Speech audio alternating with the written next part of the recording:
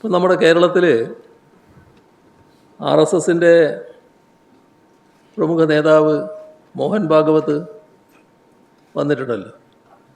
അദ്ദേഹം പങ്കെടുത്ത RSS പരിപാടി, ആ പരിപാടിയിൽ കേരളത്തിലെ 3 വൈസ് ചാൻസലർമാർ പോവുകയുണ്ടായി, അതിൽ പങ്കെടുക്കുകയുണ്ടായി.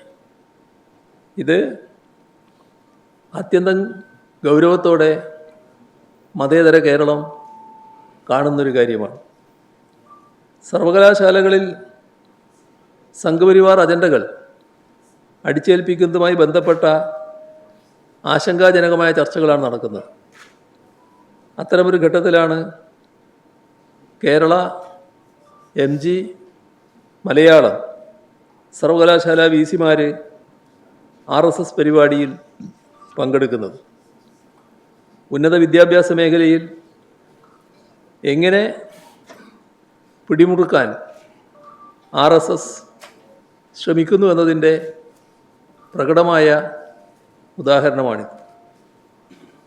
ഇതിനെതിരായി മുഖ്യമന്ത്രിയോ മന്ത്രിമാരോ UDF-ലെ കക്ഷികളോ കോൺഗ്രസോ ലീഗോ മറ്റു കക്ഷികളോ ആരും പ്രതികരിച്ചതായി കാണുന്നില്ല. UDF നേതൃത്വവും സംസ്ഥാന ഭരണ നേതൃത്വവും BJP-യെയും സംഘപരിവാറിനെയും എന്തുകൊണ്ടാണ് എതിർക്കാൻ ശങ്കിച്ചു നിൽക്കുന്നത്?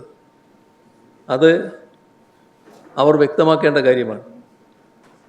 ഇവിടെ ഒരു മാസം തികഞ്ഞില്ല, തുടക്കത്തിൽ തന്നെ സംഘപരിവാറിന് കീഴടങ്ങുന്ന സമീപനമാണോ ഉണ്ടാക്കുന്നത്?